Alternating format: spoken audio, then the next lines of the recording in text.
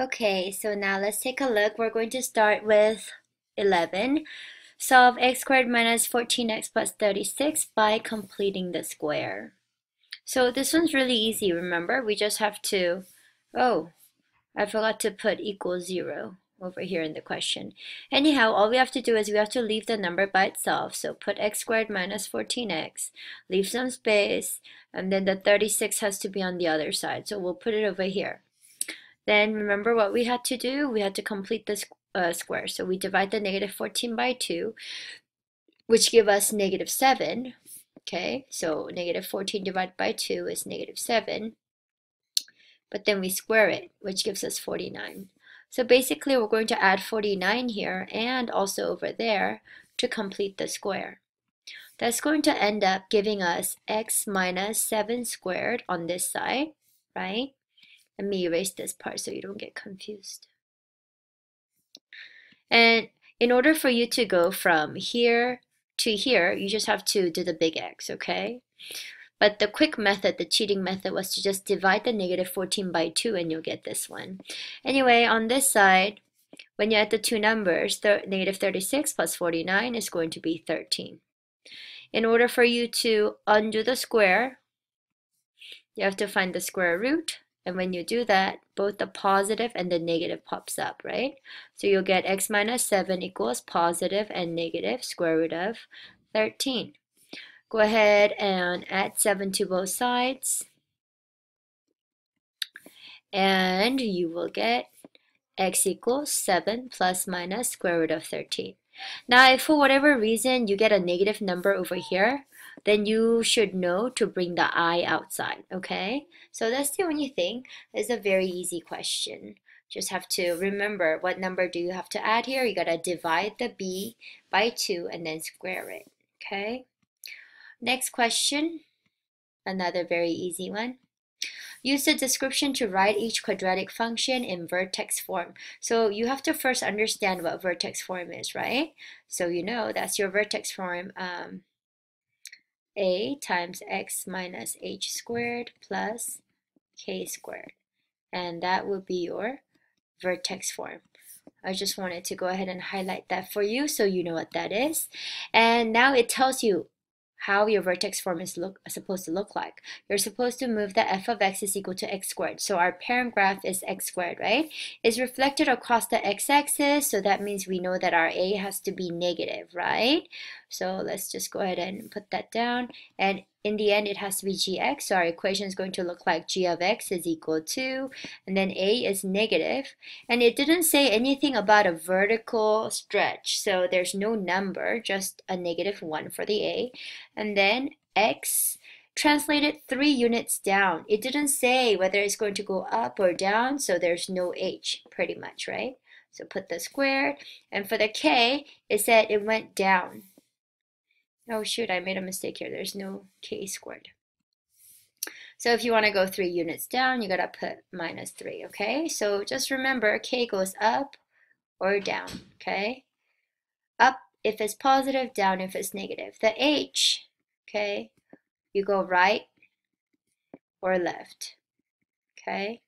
So just remember, if it's to the right, then it will be x plus 3, right 3 units, right?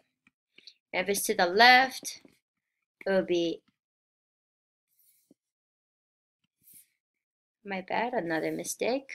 If it's to the right, it will be x minus 3 squared, and if it's to the left, it's going to be x plus 3 squared. The reason why we do that is because of the existing negative here. So going to the right means positive 3, but because of the negative, it's going to be x minus 3.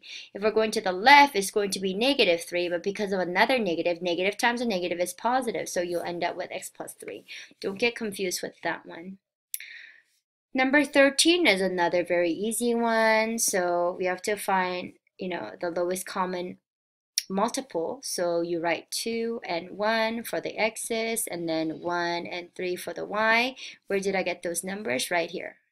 Those are my coefficients for my x and my y. Then I have to write my times table so I could find my lowest common multiple, which I can easily find right here. For the y's, it will be 1, 2, 3. It's like too easy. But we're going to go ahead and go with eliminating the x, because then we'll be left with multiplying smaller numbers. Over here, the top we have to multiply by 1, the bottom by 2. What that means is the 2 up here has to turn into a 2. In order to do that, we multiply by 1. Okay? And also, this 1 down here, it has to turn into a 2. To make that, we have to multiply by 2.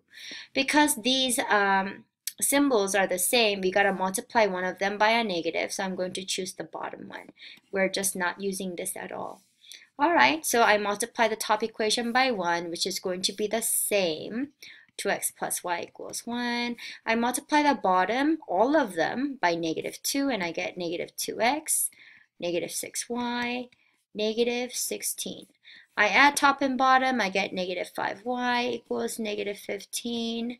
So divide both sides by negative 5, and I get y equals 3. Once I get this, I have to plug it into any equation. I like the top one. So 2x, and instead of x, I put nothing, plus y, instead of y, I put in 3, equals 1.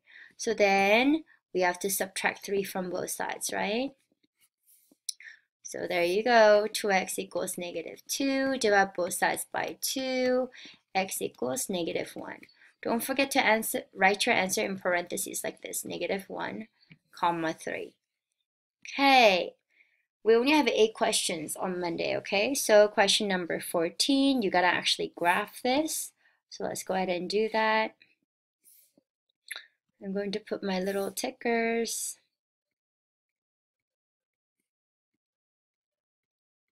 And on the test, I'll go ahead and try my best to give you a copy of the graph paper, but just try your best. Anyway, you start with the 3, right? So 1, 2, 1, 2, 3, because you got to start from 0. Slope is negative 1. That means you go down 1 to the right 1. 1, 1. There you go. And then you connect them, but you see there's no line here at the bottom. That means it has to be a dotted line. So let me go ahead and draw my line as straight as possible. Then you see you're reading from here, and it's y is less than. So just remember, less than means you shade bottom, okay? So of course, if you have something that is greater than, you shade the top, right? So less than means shade the bottom. That's very self-explanatory. Let's move on to the next equation. Start with the 2, 0, 1, 2. And then my slope is you go up 1, to the right 2, up 1, to the right 2. There you go. Because of this line, now I'm going to use a solid line to go ahead and connect the 2 points. Then it says y is greater than. Okay, you always start reading from the y. Because it's greater than, we have to shade the top. And of course, the answer is going to be the overlapping area, which is going to be in between this dotted line and the green solid line. And so the area that's highlighted in yellow, that's going to be where your answer is. The most important thing is you have to identify 3 points in there and give me those 3 points so I know for sure that you know what your answers are. Okay, so I'll just randomly pick 3 points like so. Okay, and then I'll give the coordinates. This point over here is 0, 1, 2, 3, so that'll be negative 3, comma, and then I have to go up by 1, positive 1. This point over here will be 0, 1, 2, negative 2, comma, 1, 2, 3. So that'll be negative 2, comma, 3. Finally, this point over here is going to be negative 1, comma, 1, 2, right? So negative 1, comma, 2. And so that would be the correct answer. Question number 15, quite interesting. Magnets cost $10 plus $1.25 each to produce, but then you're going to sell them for $1.75. So the X is just each magnet, and that's how much it's going to cost, and that's how much you're going to sell it for. So how many magnets were sold if you made a profit of $60? Basically, if you add $60 to the cost, that you spent on making it, is supposed to equal $1.75 times whatever, right? So let's solve this. 10 plus 60 is 70, so 1.25x plus 70 equals 1.75x. We all know that we cannot have x's on both sides of the equal sign, right? So that means we're going to have to get rid of the small one, and we do that by subtracting. So let's go ahead and subtract 1.25x from both sides. This would cancel out, and 70 equals 0.50x. Okay, so now we have to divide both sides by 0.50. You know, if this is confusing, just go ahead and use a calculator, not a big deal. So that's the same as 70 divided by 0.5. And so you know what I'm going to do? I know that the answer is 140, but I'm just going to use my calculator because my brain is not really functioning right. 70 divided by 0.5, and I was right, obviously. Why do I doubt my own brain? I don't know. So there you go. Your answer is 140, okay? So then now let's keep going. Number 16 is even easier. You know we have to subtract 20 from both sides because our goal is to leave the absolute value by itself. Okay, so the absolute value of 3x minus 1 is equal to or less than negative 15. Well, guess what? I'm going to stop right here, okay? Because I already know that my answer to this question is going to be no solution. The reason why this is going to be no solution is because the absolute value cannot ever be less than a negative number. The absolute value is always positive, so this doesn't work out. Now, if for whatever reason, let's say I changed my question and this became a minus 20, then we'll have to go ahead and add 20 to both sides, right? And that will give me 5 plus 20, which is 25. In this case, we can continue to move on with our question, right? So then, let's see, this is a less than because the absolute value is equal to or less than a number. So it's an and inequality, which means our answer is going to be in between the 2 points, okay? So let's go ahead and separate this into two sections. 3x minus 1 is equal to or less than 25. Nothing changes. The second part, and don't forget to write the end. Second part is where you have 3x minus 1, and this one switches over, and this one changes symbols, right? So then from here, we all know what to do. Add 1 to both sides. So 3x is equal to or less than 26. 3x is equal to or greater than negative 24. Divide everything by 3. So then x is now equal to or less than 26 over 3. We can simplify. X is equal to or greater than negative 8. So then we graph it, find negative 8, find 26 over 3. They're both filled in because of the little line at the bottom, and x is equal to or less than, so it goes this way, and x is equal to or greater than, so it goes that way. So obviously your answer is in between right there. We're almost done. Seventh question, right? Write the equation of the line that passes through those 2 points. First thing we have to do is find the slope. And the formula for the slope was y sub 2 minus y sub 1 over x sub 2 minus x sub 1. So this is x sub 1, y sub 1, x sub 2, y sub 2.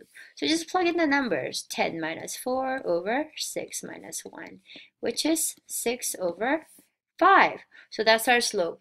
Now we have to use our point slope formula, which is y minus y sub 1 equals m times x minus x sub 1. So let's just plug it in. It's gonna be hard because we have a slope that is a fraction, but we're gonna do it. Y minus y sub 1 is 4, and that equals my slope m is 6 over 5. Then x minus x sub 1, which is just 1, okay? So you gotta distribute. Y minus 4 equals 6 over 5x times negative 1 is negative 6 over 5. Now we gotta add 4 to both sides, and this is where everybody cringes because we hate adding fractions to whole numbers, but don't despair. So this cancels out, so y equals 6 over 5x. And then over here, okay, we have to change the 4 into a fraction with 5 as the denominator just because this is a 5, okay? So the number we put on top is going to be simple. 4 times 5 is 20. Okay, so now we can combine these two numbers. So negative 6 plus 20 is positive 14 over 5. And that's your answer. I don't know if you can see that, so let me write that answer again over here. Y equals 6 over 5x plus 14 over 5.